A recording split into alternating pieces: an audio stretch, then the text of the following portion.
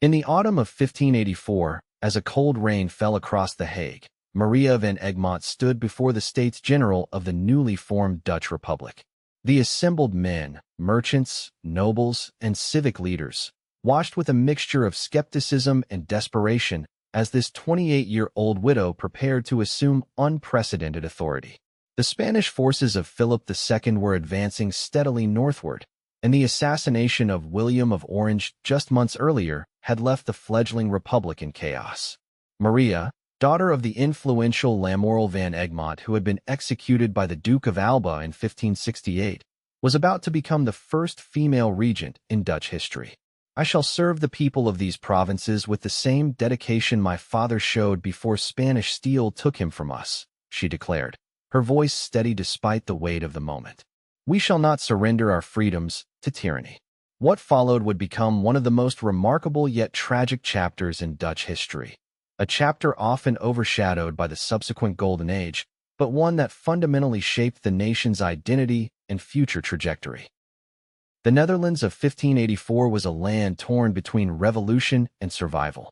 Since 1568, the northern provinces had been engaged in what would become known as the 80 Years' War, a desperate struggle for independence from Habsburg Spain.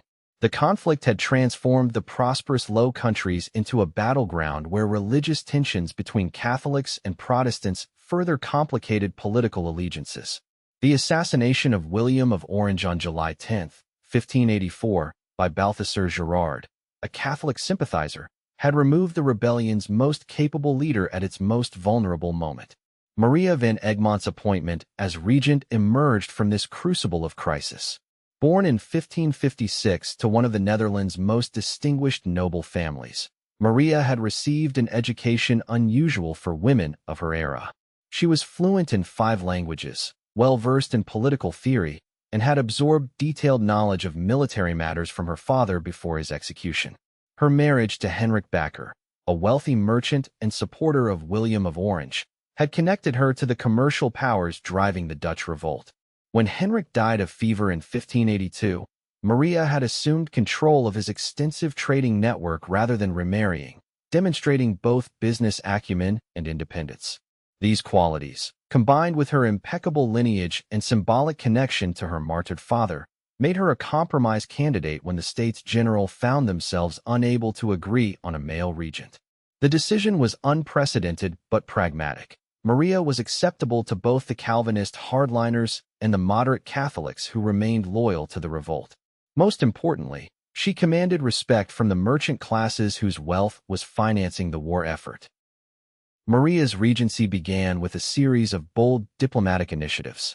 Understanding that the Dutch Republic could not defeat Spain alone, she dispatched emissaries to England, France, and the Protestant German states. Her correspondence with Queen Elizabeth I of England, preserved in the National Archives at The Hague, reveals a remarkable relationship between these female rulers. In a letter dated December 15, 1584, Elizabeth wrote, "We find in your steadfast governance a mirror of our own struggles against those who would deny a woman's capacity to rule with wisdom and strength." This diplomatic effort bore fruit in August 1585 with the Treaty of Nonsuch, through which England agreed to provide military support to the Dutch.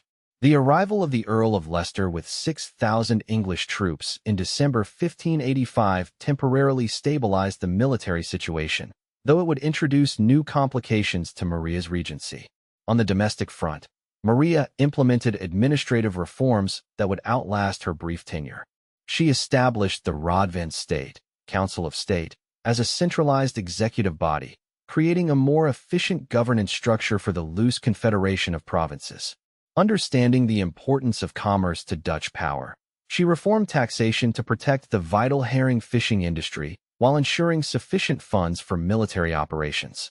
The Egmont Ordinances of 1585, which standardized commercial practices across the Republic, laid groundwork for the economic boom that would later characterize the Dutch Golden Age. Perhaps most significantly, Maria recognized that religious tolerance, at least between different Protestant denominations, was essential for maintaining unity. Against fierce opposition from Calvinist hardliners, she issued the Proclamation of Conscience in February 1586, which declared that no man shall be persecuted for matters of faith, so long as he maintains loyalty to the Republic and its laws.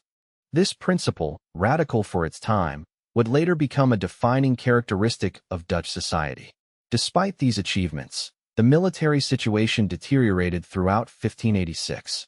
The Spanish commander Alexander Farnese, Duke of Parma, was one of Europe's most capable generals. His strategy of combining military pressure with offers of amnesty to cities that surrendered was steadily eroding the southern borders of the Republic. Maria recognized the existential threat and took the unprecedented step of personally inspecting defensive fortifications along the Maas River in March 1586, accompanied by military engineers. The Regent moves about the battlements as if born to command, wrote the English officer Sir Roger Williams. She questions our engineers with such precision that they forget they answer to a woman. The arrival of English forces under the Earl of Leicester, however, created a new challenge to Maria's authority. Robert Dudley, Earl of Leicester and favorite of Queen Elizabeth, had been given broad powers and harbored ambitions to become Governor-General of the Netherlands himself. The political tensions between Maria and Leicester came to a head in July 1586, when Leicester attempted to undermine her authority by appealing directly to radical Calvinists in the States General. Maria's response demonstrated her political skill. Rather than confronting Leicester directly, she cultivated relationships with his subordinate officers while leveraging her connections with Dutch merchants to highlight how Leicester's policies were damaging trade. By September 1586, she had effectively isolated Leicester politically, forcing him to work through the institutions she controlled. This political victory was short-lived.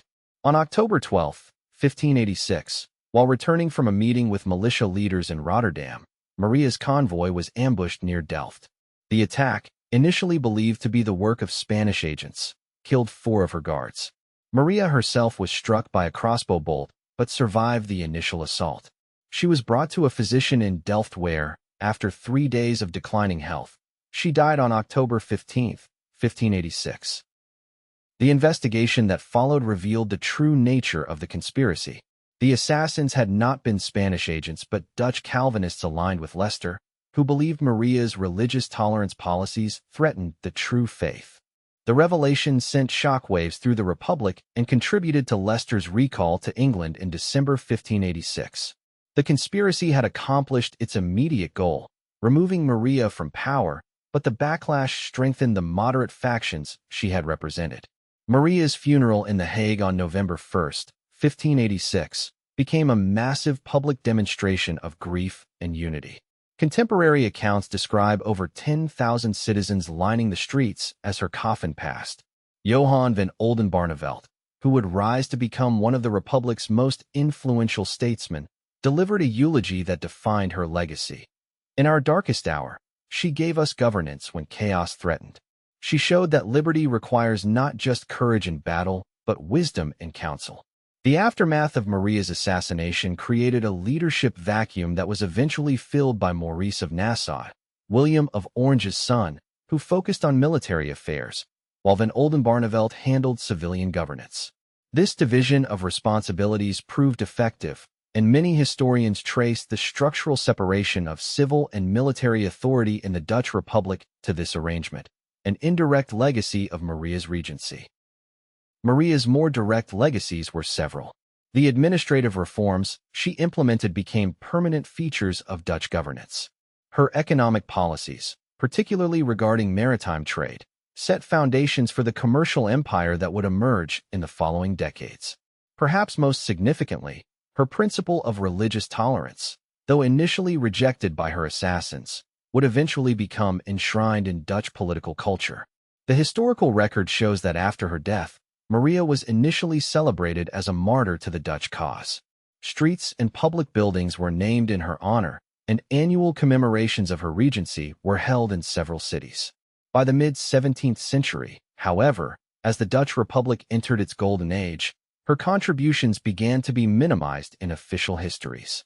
Male historians of the era increasingly attributed her policies to the influence of male advisors, while emphasizing Leicester's role over hers in securing English support.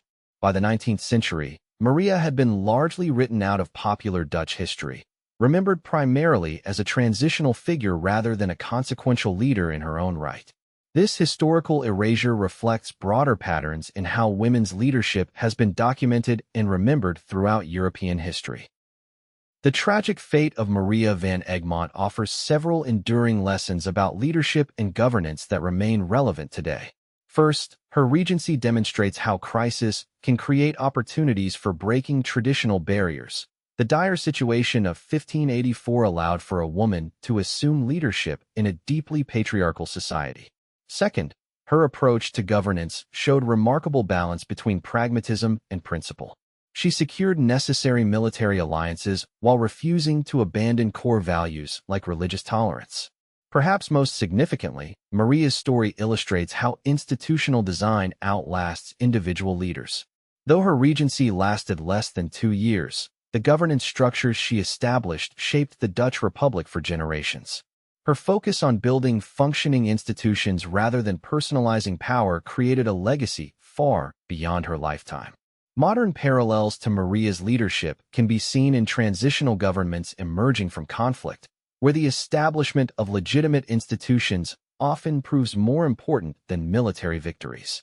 Her economic policies, which balanced immediate war financing needs with long-term commercial development, reflect challenges faced by many contemporary nations navigating between security demands and economic growth. The tragedy of Maria van Egmont was not just her assassination, but the historical amnesia that followed. Her removal from Dutch historical memory represents a broader pattern in which women's leadership has been marginalized in historical narratives. The recent scholarly reassessment of her regency, based on archival research and original documents, has begun to restore her rightful place in Dutch history, a process that parallels similar reconsiderations of women's historical contributions globally. In the Binnenhof, the parliamentary complex in The Hague where the States General still meets today, a small memorial plaque installed in 2016 finally acknowledges her role. Maria van Egmont, first regent of the United Provinces, 1584 to 1586. Her governance laid foundations for liberty. This belated recognition suggests that even across centuries, historical justice remains possible and necessary for understanding the full complexity of how nations are built and preserved.